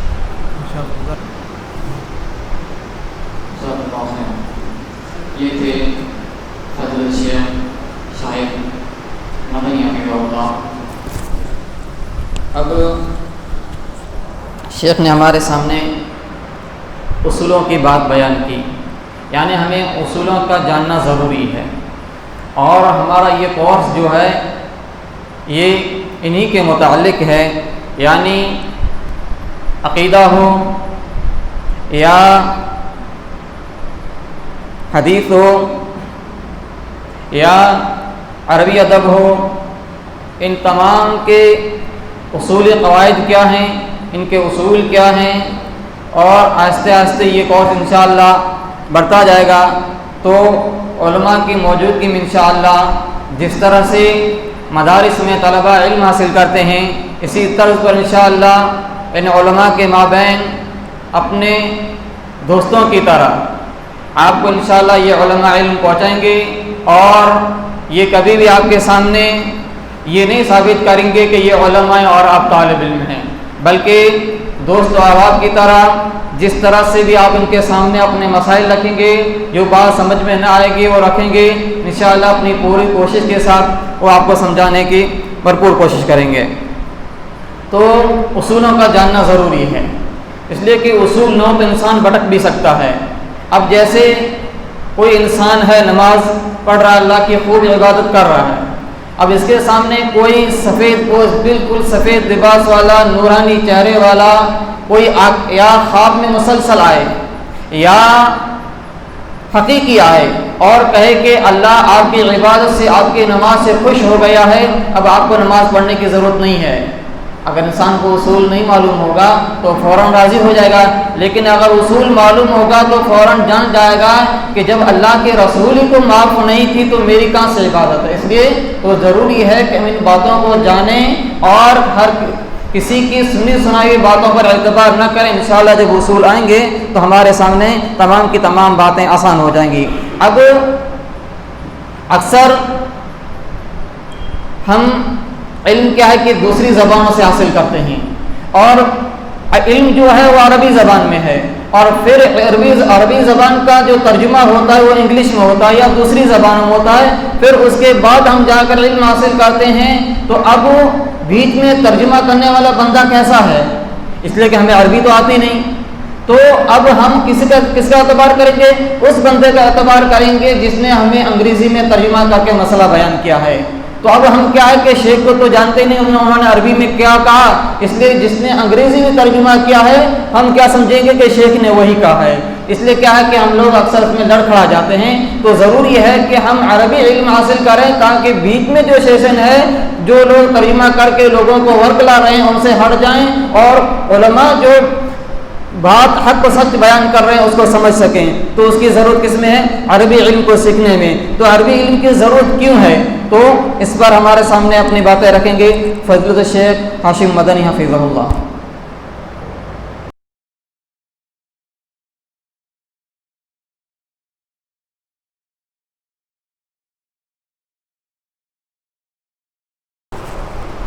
السلام علیکم ورحمۃ اللہ وبرکاتہ۔ ان الحمد للہ الذی ہدانا لہذا وما كنا لنہتدی لولا ان ہدانا اللہ، اما بعد، اعوذ باللہ السمیع العلیم من الشیطان الرجیم، بسم اللہ الرحمن الرحیم، وَإِنَّهُ لَتَنزِيلُ رَبِّ الْعَالَمِينَ نَزَّلَ بِهِ الرُّوحُ الْأَمِينُ عَلَىٰ قَلْبِكَ لِتَكُونَ مِنَ الْمُنذِرِينَ بِلِسَانٍ عَرَبِيٍّ مُبِينٍ۔ معزز علماء کرام اور سامعین حضرات، آج کے اس پروگرام میں مجھے جو موضوع دیا گیا ہے وہ ہے عربی زبان سیکھنے کی کیوں ضرورت ہے، اور اس کے ساتھ ساتھ عربی زبان کی فضیلت و اہمیت کیا ہے۔ سورۃ الشعراء کی جو آیتیں آپ حضرات کے سامنے اطلاعات کی ہیں، ان آیتوں میں اللہ رب العالمین قرآن پاک کے حوالے سے ذکر کر رہا ہے کہ اللہ رب العالمین نے قرآن پاک کو جبریل علیہ الصلوۃ والسلام کے ذریعہ آپ صلی اللہ علیہ وسلم پر عربی زبان میں نازل کیا۔ ان آیتوں کی تفسیر کرتے ہوئے شیخ محمد بن صالح ابن عثیمین رحمہ اللہ بیان فرماتے ہیں اپنی تفسیر کے اندر کہ ان آیتوں سے معلوم ہوتا ہے کہ عربی زبان کا سیکھنا ہر انسان کے لیے ضروری ہے۔ اور آگے شیخ ابن عثیمین رحمہ اللہ لکھتے ہیں، عربی زبان کا سیکھنا اس لیے ضروری ہے کہ یہ قرآن عربی زبان میں نازل ہوا ہے، یہ شریعت عربی زبان میں نازل ہوئی ہے، اور یہ شریعت پوری مخلوق کے لیے، پوری دنیا کے لیے، دنیا کے تمام انسانوں کے لیے ہے۔ شیخ ابن عثیمین رحمہ اللہ بیان فرماتے ہیں اس وجہ سے ہر انسان کو عربی زبان سیکھنا ضروری ہے، اور ساتھ ساتھ شیخ نے ان لوگوں کی مذمت کی ہے جو لوگ عجمی زبان کو ترجیح دیتے ہیں، جو اپنے رسائل اور خطوط کے اندر عجمی زبانوں کو لکھتے ہیں، یا جو انگریزی زبان پر جو زور دیتے ہیں، ان پر شیخ نے تنقید کی ہے اور ان لوگوں کی مذمت کی ہے۔ تو اس سے یہ بھی پتہ چلتا ہے، بلکہ کئی علماء نے یہ بھی کہا ہے کہ عربی زبان کا سیکھنا ایک ناحیہ سے ہر مسلمان کے لیے ضروری ہے، فرض ہے۔ ایک ناحیہ سے فرض ہے، اور دوسرے ناحیہ سے دیکھیں تو عربی زبان کا سیکھنا فرض کفایہ ہے۔ ایک ناحیہ سے عربی زبان کا سیکھنا فرض عین ہے، اور دوسری ناحیہ سے عربی زبان کو دیکھیں تو سیکھنا فرض کفایہ ہے۔ عربی زبان کا سیکھنا کیوں ضروری ہے؟ نمبر ایک، اس لیے کہ شریعت کے دو اصول ہیں، قرآن اور سنت۔ قرآن اور سنت یا شریعت کے جو دو اصول ہیں، ان دونوں کی چابی عربی زبان میں ہے، وہ ہے قرآن سنت۔ قرآن بھی عربی زبان میں ہے اور سنت بھی عربی زبان میں ہے، اس لیے ضروری ہے، لازم ہے کہ قرآن اور حدیث کو سمجھنے کے لیے ہم عربی زبان کو سیکھیں، اس لیے کہ اللہ رب العالمین نے قرآن پاک میں کئی مقامات پر مسلمانوں کو، مومنوں کو جو قرآن پر ایمان رکھتے ہیں، ان کو حکم دیا ہے کہ وہ اللہ کی نشانی میں غور و فکر کریں، اللہ رب العالمین کے کلام میں غور و فکر کریں، قرآن کے اندر غور و فکر کریں۔ جب ہم عربی زبان کو سمجھیں گے ہی نہیں تو ہم کیسے قرآن کے اندر غور و فکر کریں گے یا حدیث کو ہم کیسے سمجھیں گے؟ تو شریعت کے جو دو اصول ہیں وہ عربی زبان میں ہیں، اس لیے عربی زبان کا سیکھنا ضروری ہے تاکہ ہم شریعت کو سمجھ سکیں، قرآن حدیث کو سمجھ سکیں۔ اسی طرح عربی زبان کا ہم دیکھیں، جو بھی شریعت کے ماخذ ہیں، مراجع و مصادر ہیں، یہ تمام عربی زبان میں، جو بھی بڑی بڑی کتابیں ہیں، امہات الکتب ہیں، جو اصول کی کتابیں ہیں، یہ تمام کتابیں عربی زبان میں ہیں، اس لیے ضروری ہے کہ ہم عربی زبان کو سمجھیں، عربی زبان کو سیکھیں اور اس میں غور و فکر کریں۔ علامہ ابن تیمیہ رحمہ اللہ بیان فرماتے ہیں کہ عربی زبان کا سیکھنا اس لیے ضروری ہے، اس لیے کہ یہ عربی زبان اسلام کی شعار ہے، عربی زبان یہ مسلمانوں کی شعار ہے، مسلمان اس عربی زبان کی وجہ سے متمیز ہوتے ہیں، مسلمانوں کی الگ پہچان یہ ہے کہ مسلمان عربی زبان بولتے ہیں یا عربی زبان سیکھتے ہیں۔ ایک عربی زبان کی یہ بھی خصوصیت دیکھیں کہ عربی زبان 1400 سال گزر گئے، لیکن اس کے باوجود عربی زبان میں تبدیلی نہیں ہوئی ہے، دنیا کی دوسری زبانوں میں تبدیلی ہوئی ہے، دوسرے الفاظ دوسری زبانوں میں داخل ہو گئے ہیں، لیکن عربی زبان کی خصوصیت دیکھیں کہ 1400 سال ہو گئے ہیں لیکن عربی زبان میں تبدیل نہیں ہوئی ہے، بلکہ شیخ صالح المنجد حفیظ اللہ بیان فرماتے ہیں کہ یہ عربی زبان قوم عاد، قوم سمود، ان لوگوں کی بھی زبان تھی، ان قوموں کی بھی زبان تھی، اسی طرح قبیلہ جرم کی بھی یہی زبان تھی، عربی زبان تھی۔ تو ہم اگر اس حوالے سے دیکھیں تو یہ عربی زبان پرانی زبان ہے، قدیم زبان ہے، لیکن اس کے باوجود عربی زبان میں کوئی تغیر نہیں ہوا ہے، کوئی تبدیلی نہیں ہوا ہے، اس کی یہ بڑی اہمیت ہے، بڑی فضیلت ہے۔ اور عربی زبان کو اس ناحیے سے بھی دیکھیں، اس کی فضیلت اور اس کی خصوصیت کو اس ناحیے سے بھی دیکھیں کہ اللہ رب العالمین نے پوری دنیا کے اندر جو اسلام اللہ رب العالمین کا پسندیدہ دین ہے، قرآن جو افضل کتاب ہے، وہ قرآن جو افضل کتاب ہے، جو افضل نبی پر نازل ہوئی، جو افضل مہینے میں نازل ہوئی، جو دنیا کی بہترین جگہ پر نازل ہوئی، افضل ملک فرشتے کے ذریعہ جو کتاب نازل ہوئی ہے وہ عربی زبان میں ہے۔ اللہ رب العالمین نے ہم مسلمانوں کے لیے عربی زبان کو پسند کیا ہے، تو اس کی یہ بھی خصوصیت ہے، یہ بھی ایک فضیلت ہے کہ اللہ رب العالمین نے دنیا میں کئی زبانیں بولی جاتی ہیں۔ اگر ہم دیکھیں تو توریت دنیا میں نازل ہوئی، انجیل نازل ہوئی، زبور نازل ہوئی، یہ کتابیں دوسری زبانوں میں تھیں، لیکن اللہ رب العالمین نے ہم مسلمانوں کے لیے عربی زبان کو منتخب کیا، عربی زبان کو اللہ رب العالمین نے ہمارے لیے پسند کیا۔ عربی زبان اللہ رب العالمین کی پسندیدہ زبان ہے، بلکہ یہ بھی کہا جاتا ہے کہ اہل جنت کی زبان عربی زبان ہوگی، اہل جنت کی زبان عربی زبان ہوگی۔ تو ہم دیکھیں اس اعتبار سے بھی عربی زبان کی بڑی اہمیت ہے، عربی زبان کی بڑی فضیلت ہے۔ آگے چل کر ہم دیکھیں، ہم مسلمان ہیں، ہم پر لازم ہے، ضروری ہے، فرض ہے کہ ہم قرآن کو پڑھیں، ہم حدیث کو پڑھیں، ہم شریعت کو سمجھیں، ہم قرآن و حدیث کو سمجھیں، ہم قرآن و حدیث کی فقہ حاصل کریں، فقہ اپنے اندر تفقہ پیدا کریں۔ کب ہم قرآن حدیث کو صحیح طرح سے سمجھ سکیں گے، کب ہم قرآن کے رموز کو سمجھ سکیں گے یا عربی زبان کے رموز کو سمجھ سکیں گے، باریک بینی کو کب سمجھ سکیں گے، عربی زبان کے یا قرآن حدیث کی دقیق چیزوں کو ہم کیسے سمجھ سکیں گے؟ اس کے لیے عربی زبان کا جاننا ضروری ہے۔ اگر ہم اس کو نہیں جانیں گے، عربی زبان کو نہیں سمجھ سکیں گے، صحیح طرح سے حاصل نہیں کریں گے تو ہم گمراہ ہو جائیں گے۔ جس طرح ابن عباس رضی اللہ تعالیٰ عنہ کے حوالے سے ایک واقعہ مشہور ہے کہ ابن عباس رضی اللہ تعالیٰ عنہ نے کہا کہ لوگ گمراہ ہو جائیں گے، لوگوں کے اندر، مسلمانوں کے اندر فرقہ بندیاں پیدا ہو جائیں گے، مسلمان فرقوں میں بٹ جائیں گے، اور اسی طرح مسلمانوں میں اختلاف پیدا ہوگا۔ حضرت عمر رضی اللہ تعالیٰ عنہ جب یہ بات سنی، عمر رضی اللہ تعالیٰ عنہ نے یہ سوچا کہ مسلمان کیسے فرقوں میں تقسیم ہو جائیں گے، مسلمانوں میں اختلاف کیسے ہوگا، جبکہ مسلمانوں کا دین ایک ہی ہے، جبکہ مسلمانوں کی کتاب ایک ہی ہے، جبکہ مسلمانوں کا نبی ایک ہے، جبکہ مسلمانوں کا قبلہ ایک ہے۔ حضرت عمر رضی اللہ تعالیٰ عنہ جب تنہائی میں گئے، اکیلے تھے، تو اپنے آپ سے سوال کیا۔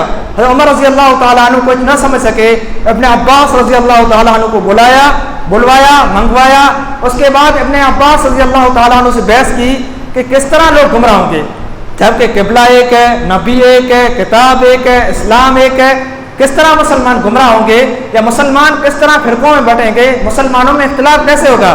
تو ابن عباس رضی اللہ تعالیٰ نے بیان فرمایا کہ لوگ صحیح طرح سے عربی زبان کو نہیں سمجھیں گے، ہر کوئی اپنے اعتبار سے عربی زبان کو سمجھے گا، ہر کوئی اپنے اعتبار سے عربی مفہوم کو لے گا، اس کی وجہ سے لوگوں کی سوچیں الگ ہوگی، ہر کوئی اپنے نائے سے سمجھے گا، اور فرقوں میں مسلمان تقسیم ہو جائیں گے، اور مسلمانوں میں اختلاف پیدا ہوگا۔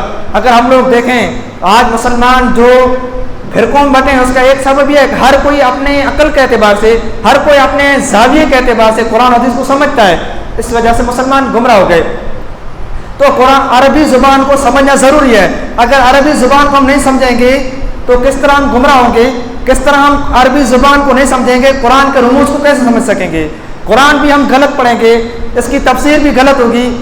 حضرت ایک واقعہ ابن عثیمین رحمہ اللہ نے اپنی کتاب جو قواعد المصلح ہے، شیخ کی لکھی ہوئی کتاب ہے القواعد المصلح، اور شیخ نے خود اس کی شرح کی ہے۔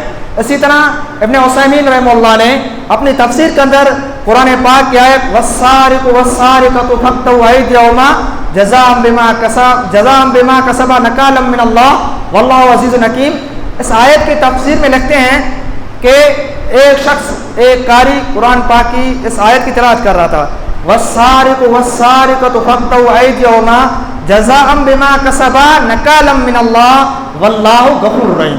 کیا کہا؟ واللہ غفور رحیم۔ ایک اعرابی بیٹھا ہوا تھا، ایک عربی بیٹھا ہوا تھا، بدو بیٹھا ہوا تھا، دیہاتی بیٹھا ہوا تھا۔ اس عربی نے کہا کہ آپ کی قرأت صحیح نہیں ہے، والسارق والسارقۃ، اس قاری نے کیا پڑھا؟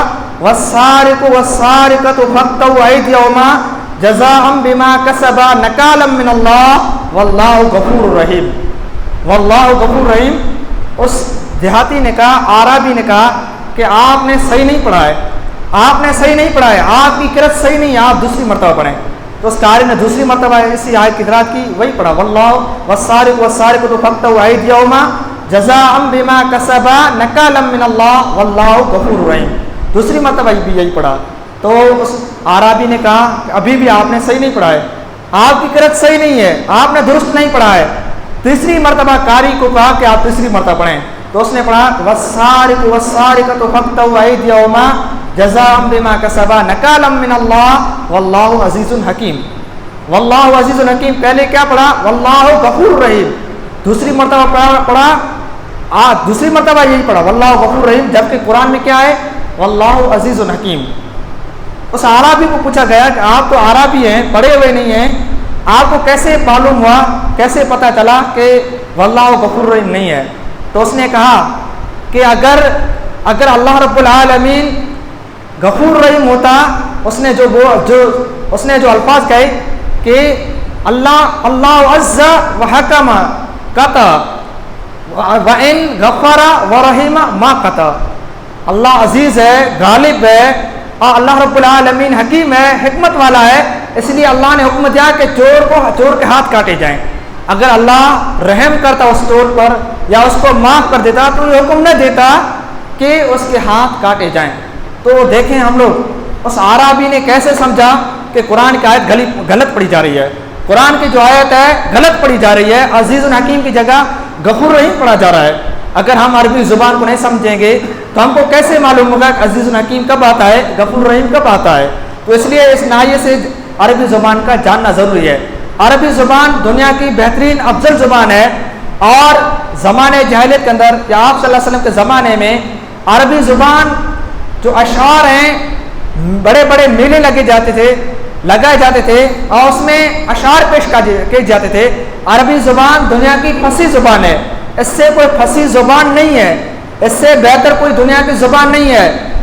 ابھی ہم اردو زبان میں یا دوسری زبانوں میں قرآن کا مطالعہ کرتے ہیں، دین کا مطالعہ کرتے ہیں، لیکن جب ہم عربی زبان سیکھ جائیں گے، اللہ رب العالمین ہمیں توفیق دے گا، عربی زبان ہم ایک دن سمجھ جائیں گے، جب ہم عربی زبان میں قرآن و حدیث کو پڑھیں گے یا جو شریعت کے مراجع و مصادر ہیں، کتابوں کے جو مراجع و مصادر ہیں، جب ان کو ہم پڑھنے لگے گا عربی زبان میں تو کبھی ہمارا دل گواہ نہیں کرے گا کہ ہم دنیا کی دوسری کسی زبان میں کتابوں کا مطالعہ کریں۔ اللہ رب العالمین نے عربی زبان میں یہ مٹھاس رکھی ہے، اللہ رب العالمین نے عربی زبان میں ایک چاشنی رکھی ہے۔ عربی زبان کا جاننا ضروری ہے قرآن حدیث کے لیے، اور اس کے ساتھ عربی زبان کے لیے جو چیزیں ضروری ہیں جیسے نحو ہے، صرف ہے، اس کا بھی جاننا ضروری ہے۔ غالباً امام شافعی رحمہ اللہ کا قول ہے کہ النحو فی الکلام کالملح فی الطعام لا یستغنی عنہ۔ امام شافعی رحمہ اللہ بیان فرماتے ہیں کہ عربی زبان کے لیے یا بات کرنے کے لیے، عربی زبان میں بات کرنے کے لیے نحو کا جاننا اتنا ضروری ہے جتنا کھانے میں نمک ضروری ہے۔ کھانے میں نمک نہیں ہوگا تو کھانے کا مزہ نہیں رہے گا۔ اسی طرح اگر عربی زبان بولتے ہوئے، کلام کے اندر عربی زبان بولتے ہوئے اگر نحو کے قواعد کا، نحو کے قوانین کا اگر لحاظ نہ رکھا جائے تو اس کا کوئی فائدہ نہیں ہے، کوئی مزہ نہیں ہے۔ تو اس کا سیکھنا، نحو کا سیکھنا ضروری ہے۔ عربی زبان کو جاننے کے لیے نحو صرف کا جاننا ضروری ہے۔ امام کسائی رحمہ اللہ کے بارے میں آتا ہے کہ انہوں نے اپنے کبر سنی کے اندر، بڑھاپے کے اندر، بڑی عمر کے اندر اس نے نحو کو سیکھا، امام کسائی رحمہ اللہ۔ تو ان تمام چیزوں سے معلوم ہوا کہ عربی زبان کا جاننا ضروری ہے۔ حضرت ابن عباس رضی اللہ تعالیٰ عنہ کا آخری قول نقل کر کے میں اجازت دوں گا۔ حضرت ابن عباس رضی اللہ تعالیٰ عنہ ایک مرتبہ قرآن پاک کی آیت فاطر السماوات والارض، اس کو نہیں سمجھ رہے تھے۔ فاطر السماوات والارض سے کیا مراد ہے؟ فاطر کا کیا معنی ہے؟ ابن عباس رضی اللہ تعالیٰ عنہ اس کو نہیں سمجھ رہے تھے، تو اس نے ابن عباس رضی اللہ تعالیٰ عنہ نے ایک عورت سے سنا، ایک عورت کی زبان سے سنا کہ فطر تو یعنی ابتدا تو، تب ابن عباس رضی اللہ تعالیٰ عنہ کو سمجھ میں آیا کہ فاطر کا کیا معنی ہوتا ہے۔ اس کے بعد ابن عباس رضی اللہ تعالیٰ عنہ نے بیان فرمایا کہ اذا خفی علیکم شیء من القرآن فابتغوا فی الشعر فإنه دیوان العرب۔ ابن عباس رضی اللہ تعالیٰ نے اس کے بعد فرمایا کہ جب تم کو قرآن میں کوئی چیز سمجھ میں نہ آئے تو تم جو جاہلی زمانے کے اندر، جاہلیت والے زمانے اشعار، جو جاہلی اشعار ہیں ان میں دیکھو کہ اس کا جو جاہلی اشعار ہیں اس کے اندر کیا معنی لیا گیا ہے۔ اس کے بعد اس لیے کہ جو اشعار ہیں یہ عرب کے دیوان ہیں، عرب کے دیوان ہیں، اس جو اشعار ہیں یہ عربی، فصیح عربی زبان کے اندر ہیں۔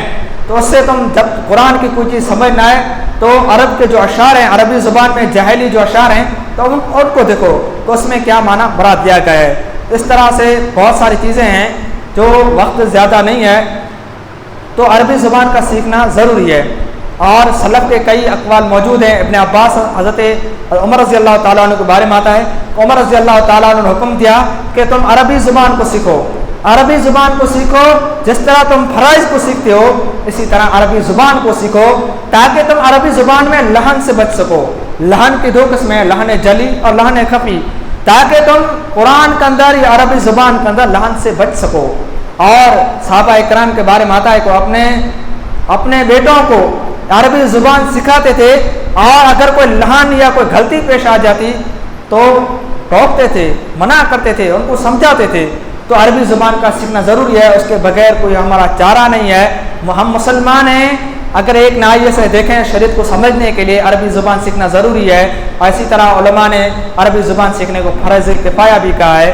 تو ہم عربی زبان سے تعلقات پیدا کریں، عربی زبان کو سیکھیں، تاکہ جو امہات الکتب ہیں ہم ان کو پڑھ سکیں، قرآن کو سمجھ سکیں، حدیث کو سمجھ سکیں۔ اللہ رب العالمین دعا ہے کہ رب العالمین ہمیں قرآن و سنت سے تعلق پیدا کرنے کا اللہ رب العالمین توفیق نصیب فرمائے۔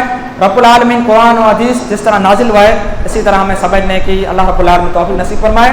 رب العالمین جو پروگرام شروع ہو رہا ہے یا جو جس بنیادی مقصد کی طرف ہم جا رہے ہیں، اللہ رب العالمین ہمیں اس میں کامیابی عطا فرمائے۔ اقول قولی ھذا واستغفر اللہ لی ولکم ولسائر المسلمین من کل ذنب فاستغفروہ انہ هو الغفور الرحیم۔ السلام علیکم۔ ماشاء اللہ، جزاک اللہ خیر۔ یہ تھے شیخ ہاشم صاحب جو الحمدللہ بہت ہی قیمتی باتیں عربی زبان کے متعلق ہمارے سامنے بیان فرما رہے تھے، اور اب اس میں مزید کچھ کہنے کی ضرورت بھی نہیں ہے۔ اب اس پروگرام کے ہمارے آخری جو باتیں ہوں گی یا اس پروگرام کا جو نچوڑ ہوگا وہ بیان کرنے کے لیے اس پروگرام کے لیے تمام بھائیوں کو ابھارنے والے اور لوگوں کو اس پر تیار کرنے کے لیے مسلسل اپنی کوششوں میں لگے ہوئے فضل الشیخ عبدالقیوم اظہری حفیظ اللہ ہیں۔ واقعی ہم شیخ کے شکر گزار ہیں۔ جیسے کہ ہم نے پہلے بیان کیا کہ امام احمد بن حنبل نے کہا کہ تم کسی ایک خاص کو نہ لو بلکہ اور لوگوں سے بھی علم حاصل کرو تاکہ تمہیں علم بھی حاصل ہو اور علم کے طرق بھی حاصل ہو کہ کیسے کسے علم حاصل کیا جاتا ہے۔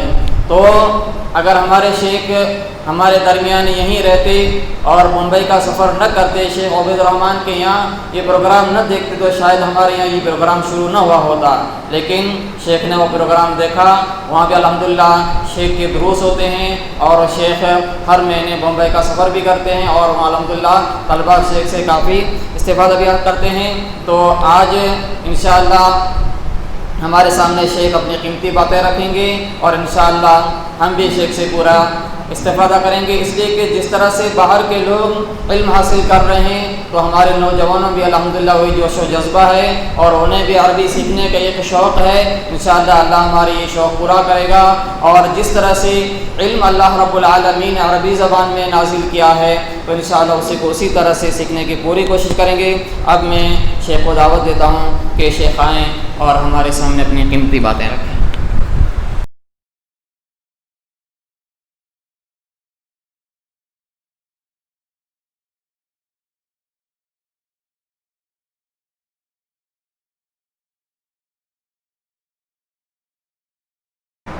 السلام علیکم ورحمۃ اللہ وبرکاتہ۔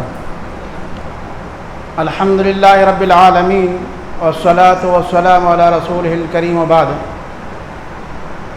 قال اللہ تعالی فما كان المؤمنون لينفروا كافة فلولا نفر من كل فرقة من طائفة ليتفقهوا في الدين ولينذروا قومهم إذا رجعوا إليهم لعلهم يحذرون۔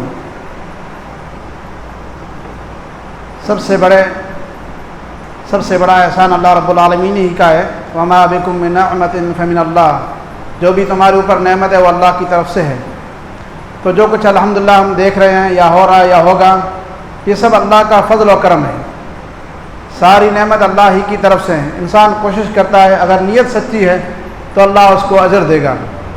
تو اللہ سے دعا ہے کہ اللہ رب العالمین جو لوگ حاضر ہوئے ہیں، چاہے مشائخ کرام ہو یا طلبہ، اللہ سب کو جزائے خیر دے اور اللہ رب العالمین ہماری سب کی نیت بہتر اور اچھی بنائے تاکہ ہم اجر کے مستحق ہوں۔ سامعین کرام، جیسا کہ آپ لوگوں نے سنا کہ الحمدللہ یہ ایک پروگرام ہو رہا ہے کن متعلمن کے نام سے کہ طالب علم بنو۔ اس کا مقصد یہی ہے کہ ہم دین سیکھیں اور اللہ رب العالمین نے رسول کو بھیجا اسی لیے وَيُعَلِّمُهُمُ الْكِتَابَ وَالْحِكْمَةَ کہ لوگوں کو قرآن سکھائے اور حدیث سکھائے۔ دین سکھانے کے لیے اللہ کے رسول نے بھیجا، اللہ رب العالمین نے رسول کو بھیجا اور اللہ کے رسول نے بھی ہمیں یہی بتایا کہ ہم بھی طالب علم بنیں، ہم بھی قرآن سیکھیں اور سکھائیں۔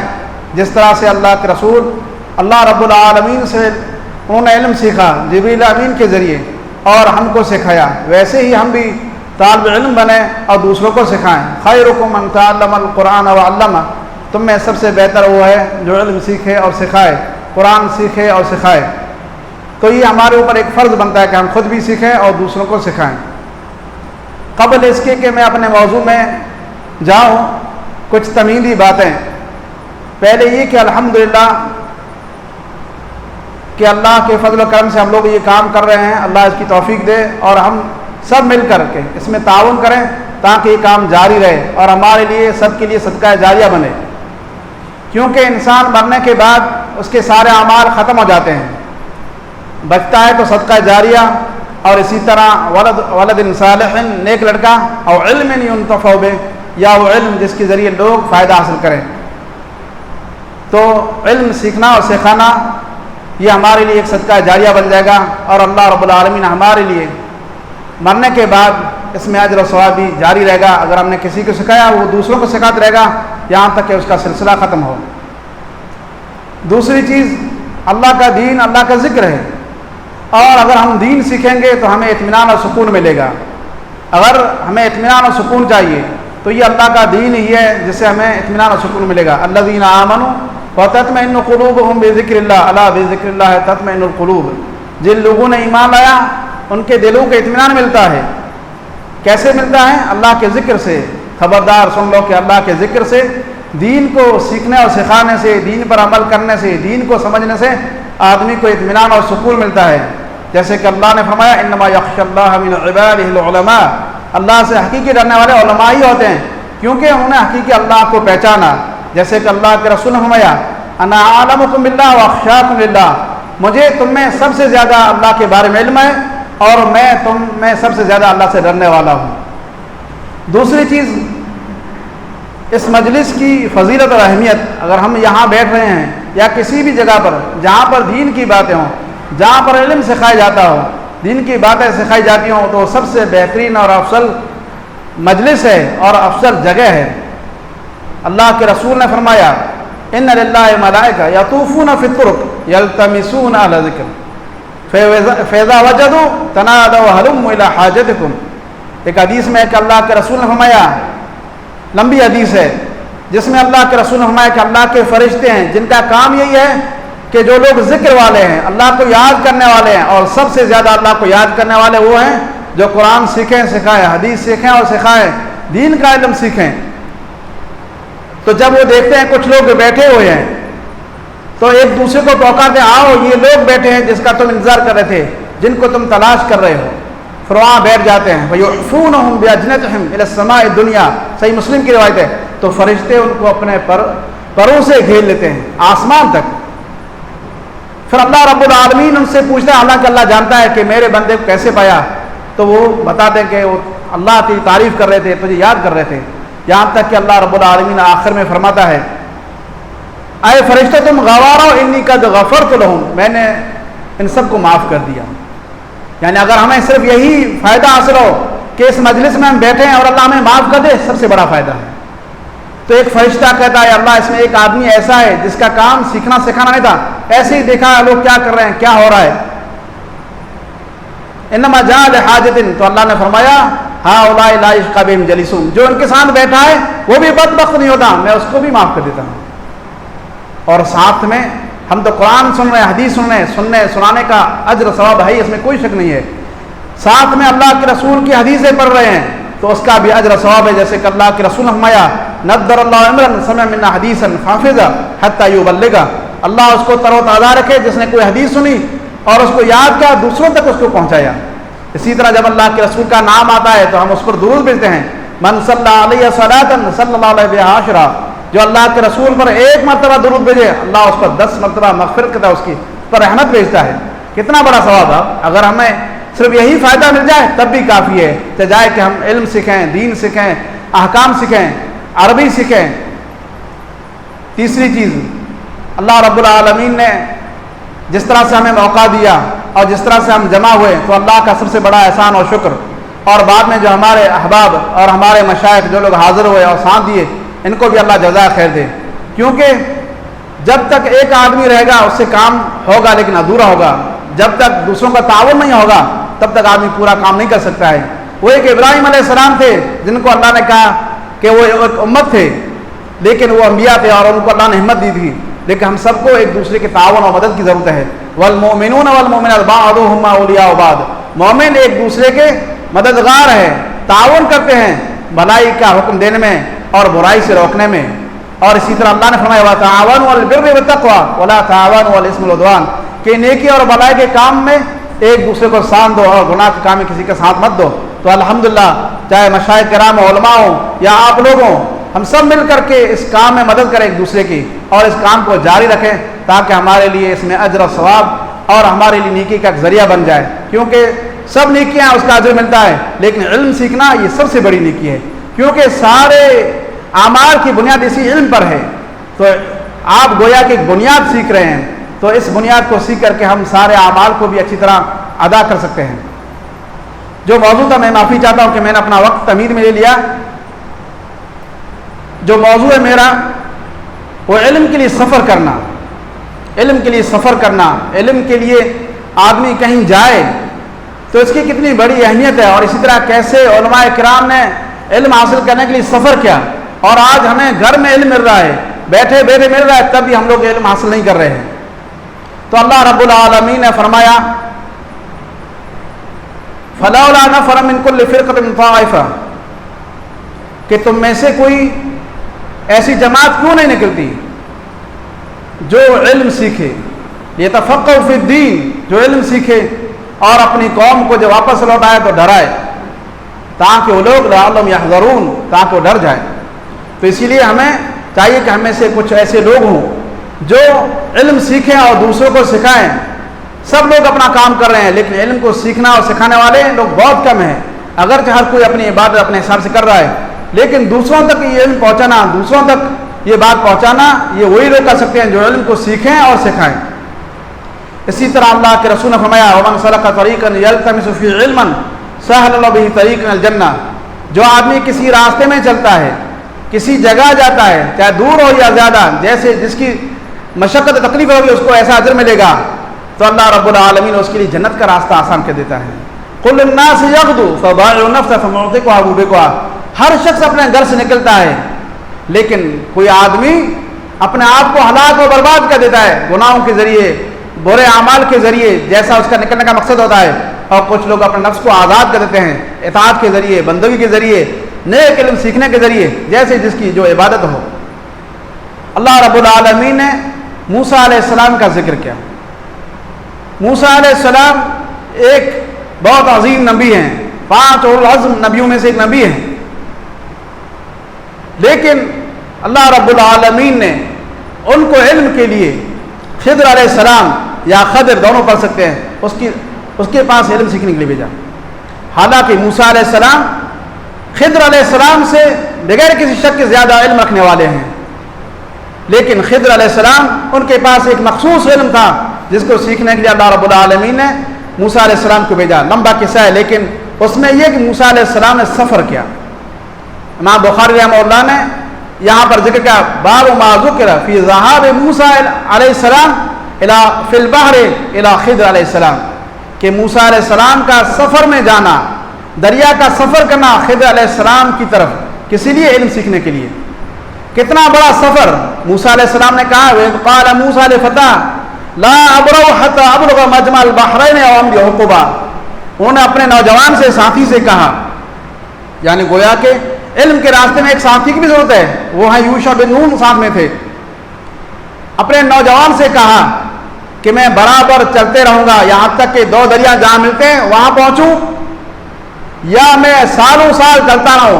حکم کہتے ہیں 80 سال یا 70 سال کے زمانے کو، کہتے ہیں کہ اگر مجھے 80 سال جانا پڑے تب بھی میں وہاں پہنچوں گا جہاں پر خضر علیہ السلام ہے، جہاں پر مجھے سکھانے والے ایک عالم بیٹھے، مجھے وہاں علم سیکھنے کے لیے جانا ہے، چاہے کتنا ہی سفر کرنا پڑے۔ تو موسیٰ علیہ السلام نے خشکی کا سفر کیا اور دریا کا سفر کیا، صرف علم سیکھنے کے لیے۔ کتنی بڑی مشقت! اپنی قوم کو، سارے اعمال کو چھوڑ کر کے خضر علیہ السلام کے پاس علم سیکھنے جا رہے ہیں۔ جب وہاں پہنچے فوجد عبدا من عبادنا آتیناہ رحمۃ من عندنا وعلمناہ من لدنا علما قال له موسیٰ هل اتبعک علی ان تعلمنی مما علمت رشدا، تو وہاں جس جگہ پر اللہ نے کہا کہ آپ کو وہاں میرا بندہ ملے گا، 2 دریاؤں کے ملنے کی جگہ پر، یہ کہاں پر ہے؟ اس میں اختلاف ہے مفسرین کے نزدیک، اکثر کہتے ہیں کہ یہ مصر کی جگہ ہے، خلیج عقبہ اور خلیج سویز، یہاں سینا کے قریب یہاں ایک جگہ ہے جو 2 دریا ملتے ہیں اور بحر عمر میں دونوں گرتے ہیں، تو یہ جگہ تھی جہاں پر خضر علیہ السلام تھے۔ اللہ عالم کہاں پر تھی، لیکن 2 دریا جہاں ملتے ہیں وہاں پر وہ خضر علیہ السلام موجود تھے۔ تو وہاں پر جب پہنچے تو وہاں پر اللہ نے کہا ہمارے بندے کو پاس جس کو ہم نے رحمت دی تھی اور علم دیا تھا۔ اس سے علماء استدلال کرتے ہیں خضر علیہ السلام ایک نبی تھے، ولی نہیں تھے۔ کچھ لوگ کہتے ہیں کہ ولی تھے، لیکن محققین کہتے ہیں کہ نبی تھے، کیونکہ اللہ نے ان کو علم دیا اور رحمت دی، اور اسی طرح خضر علیہ السلام جو کام کیے وہ ایک نبی کے علاوہ کوئی نہیں کر سکتا۔ تو وہاں جب پہنچے تو موسیٰ علیہ السلام نے کیا کہا، هل اتبعک علی ان تعلمنی مما علمت رشدا، کیا میں آپ کی اتباع اور پیروی کروں؟ یعنی سوال کر رہے ہیں، التماس کر رہے ہیں، گزارش کر رہے ہیں، حالانکہ موسیٰ علیہ السلام ان سے بڑے ہیں، لیکن اس کے باوجود جب علم سیکھنے جا رہے ہیں تو کیسے سیکھنے جا رہے ہیں؟ اپنے استاد کے اور معلم کے پاس پہنچے، کیا میں آپ کی اتباع کروں تاکہ آپ مجھے نیک علم سکھائیں؟ تو محل استشار یہ ہے کہ موسیٰ علیہ السلام ایک بہت بڑے عظیم نبی تھے. جب اللہ نے ان کو بتایا کہ وہاں ایک بندہ ہے جو آپ سے زیادہ علم رکھنے والا کسی باب میں، تو موسیٰ علیہ السلام نے کہاں ہے میرا رب، وہ کہاں ہے؟ جب بتایا گیا تو موسیٰ علیہ السلام نے اپنی قوم کو اپنے سارے کام کو چھوڑ کر کے خضر علیہ السلام سے علم سیکھنے کے لیے وہاں گئے. پھر لمبا قصہ بہرحال.